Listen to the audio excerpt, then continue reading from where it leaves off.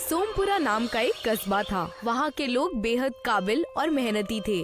सोमपुरा के पास ही एक छोटा सा शहर था। लोग वहीं जाकर सारी खरीदारी करते थे और छोटे छोटे व्यापार से अपना घर चलाते थे। सोमपुरा कस्बा शहर से करीब होने की वजह से सोमपुरा के लोग शहर के रंग में ढल चुके थे। उसी कस्बे में एक जग्गा नाम के इंसान थे। उनकी उम्र 100 साल थी। वो अमन के साथ एक मामूली सी जिंदगी जी रहे थे। कहने के लिए तो उनकी उम्र 100 साल की थी, लेकिन जग्गा को देखकर कोई कह नहीं सकता था कि उनकी उम्र 100 साल की है। इसी वजह से कस्बे के बच्चे जग्गा की हमेशा टांग खिंचाई किया करते थे। जग्गा के खानदान में 2 बेटे थे। दोनों अपने बीवी बच्चों के साथ शहर में रहते थे। ओए संदीप, वहाँ देख, वहाँ से जग्गा काका आ रहे हैं। ये बहुत ही पुराने हैं, पुरानी दिल्ली से भी पुराने। हाँ, सोमपुरा गांव के सबसे पुराने खिलाड़ी हैं। जब ये 55 के थे तब हमारे अब्बू भी बचपन में थे। क्यों जवानों, कैसी है तुम्हारी तबीयत अभी? कहीं तुम्हारी कमर तो नहीं लचकी ना? मेरी कमर ठीक है, पर आपको मेरी कमर की तकलीफ के बारे में कैसे पता? उम्र भले ही सबसे ज्यादा है, लेकिन गांव की हर खबर मुझे रहती है। इतना कहकर जग्गा मोहन और संदीप को जवाब देकर बाजार चले जाते हैं। इस बुढ़े का सच में कुछ करना होगा। उम्र भले ही 100 की है, इन्हें मैंने कुछ दिन पहले रात को भी किताब पढ़ते हुए देखा है। अरे वो सब छोड़, चल बाजार पिज्जा खाने चलते हैं। जग्गा बाजार जाकर घर के लिए सामान खरीदने लगते हैं। बेटा, मुझे मोटा अनाज, ज्वार, बाजरा और रागी दे देना। घर में मेरे खाने का राशन खत्म हो गया है। जी जग्गा जनाब, मुझे अच्छी तरह याद है। मैं ही तो आपको हमेशा राशन और अनाज देता हूँ।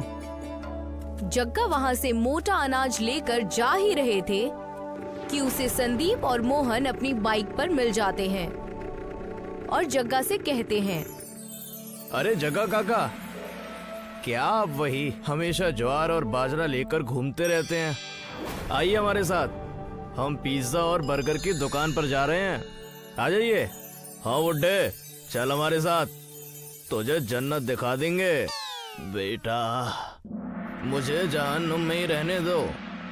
जग्गा के जवाब देने से मोहन और संदीप को गुस्सा आ गया और उन्होंने जग्गा को सबके सामने बेइज्जत करने की सोची। इस बुड्ढे को सबक सिखाना ही होगा। ये हमेशा हमें नीचे दिखाकर चला जाता है। उसकी एक टांग पहले ही कवर में है, हम उसका और क्या कर लेंगे। चलो हम चलते हैं पिज्जा खाने। सुना है आजकल वहाँ बहुत भीड़ होती है चीज पिज्जा खाने। घर जाकर जग्गा मोटा अनाज बनाकर खाने लगते हैं। वो रागी, ज्वार और बाजरा बनाकर खाने लगते हैं। तभी उनके घर उनका बड़ा बेटा आ जाता है, अपने पूरे खानदान के साथ कुछ कपड़े और राशन लेकर। पापा, कहाँ हैं आप? ये देखिए मैं आ गया। और हमारे साथ आपके बेटे का पोता, यानी कि आपका पर पोता भी है। मैं तुम्हारा ही इंतजार कर रहा था। मैंने तुम्हारे परिवार के लिए पहले से ही खाना बनाकर रखा है। अरे हम अपना बंदोबस्त करके आए हैं।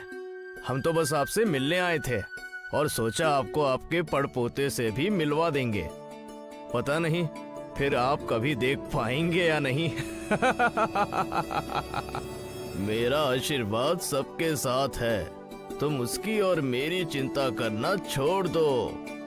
भगवान ने अगर चाहा तो मैं और 100 साल देख कर जाऊंगा। मयूर अपनी बीवी के साथ आंगन में जाकर बातें करने लगा।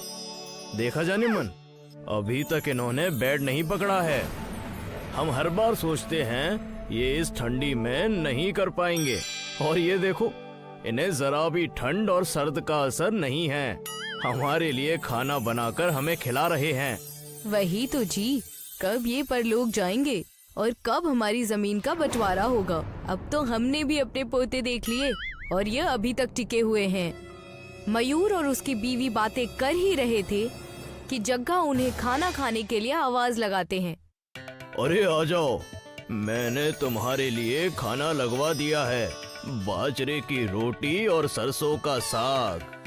ठंड में ये खा लेने से तंदुरुस्ती आएगी, आलस नहीं। लेकिन अब्बू, हम अपना खाना लेकर आए हैं। हमें गांव का टिकाऊ खाना अच्छा नहीं लगता और ये हमारे गले से भी नहीं उतरेगा। वही तुम्हारे नखरे, देशी परिंदा और विदेशी भाषा जैसा हाल। मत खाओ, मुझे क्या, मैं इसे रख कर सुबह खा लूंगा।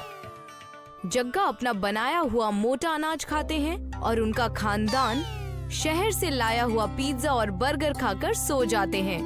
हमेशा की तरह जग्गा सुबह जल्दी उठकर एक्सरसाइज करने लगते हैं, लेकिन मयूर और उसकी बीवी गहरी नींद में सो रहे थे।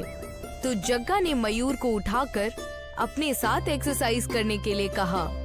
चलो उठो मयूर, आ जाओ कसरत करो। तुम भी अब 55 साल के हो गए हो। आ जाओ, अपने बदन को थोड़ा सा तकलीफ दो। यूं गुब्बारे जैसे फूले रहोगे तो बेड़ा गर्क हो जाएगा।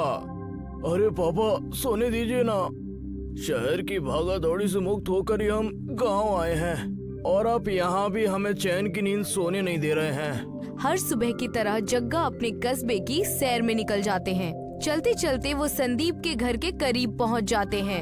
एकदम सुबह सुबह संदीप के घर के करीब एम्बुलेंस आई हुई थी, तो जग्गा वहां जाकर पूछताछ करने लगते हैं। क्या हुआ बेटी, यहाँ पर इतनी भीड़ क्यों है? अरे जग्गा काका, आपने सुना नहीं? संदीप को कम उम्र में ही दिल का दौरा पड़ गया। कल रात ही पास के अस्पताल में उसे भर्ती कराया गया था और अभी उसे लेकर आए हैं, लेकिन उसकी तबीयत कुछ ठीक मालूम नहीं पड़ रही। लेकिन संदीप और मोहन कल सुबह ही तो मुझे चौराहे पर मिले थे। ये सब वही बाहर का पिज्जा और बर्गर खाने से हो रहा है। लोगों ने शहरी रंग अपनाकर बेहद बड़ी गलती कर दी है। कस्बे और अपने खानदान की परेशानी देखकर जग्गा सहम जाते हैं। जग्गा घर जाकर सारी ही बातें बताने ही वाले होते हैं कि देखते हैं मयूर और उसकी बीवी चाय के साथ चीज ब्रेड खा रहे होते हैं। वो देखकर जग्गा गुस्से से कहते हैं, फिर शुरू हो गया तुम्हारा शहरी नाश्ता। वही तेल और बीमारी को बुलावा दे रहे हो तुम। पता करो गांव में क्या चल रहा है। संदीप को दिल का दौरा पड़ा है। उसकी उम्र 32 साल की है बस। तुम सबका कुछ नहीं हो सकता। करो जो करना है। उसी वक्त डाकिया डाक लेकर जग्गा के घर आता है। जग्गा जी प्रणाम, आपके लिए खुशखबरी आई है। सरकार ने आपके लिए एक महफिल का बंदोबस्त किया है, जिसमें वो लोग आपको सदी का सबसे तंदुरुस्त आदमी कहकर नवाजना चाहते हैं, खुशामदीद करना चाहते हैं। अरे वाह, ये तो बहुत अच्छी बात है। मैं जरूर इस पते पर अपने खानदान के साथ आऊंगा।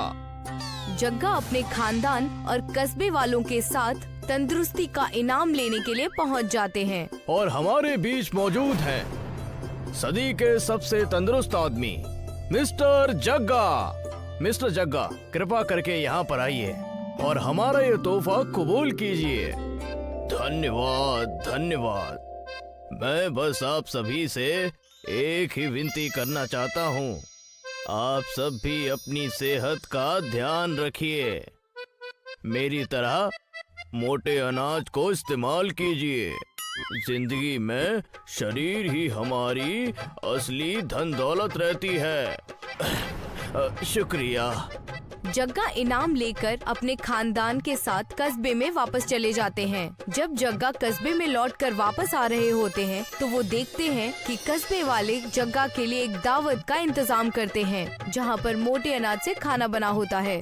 वैसे सच बात है, काका की उम्र 100 साल की हो गई है, लेकिन उन्हें देखकर ऐसा लगता नहीं है और अभी कुछ साल तो जीने वाले हैं। हमें उनसे सीखना चाहिए और अपनी सेहत का ख्याल रखना चाहिए।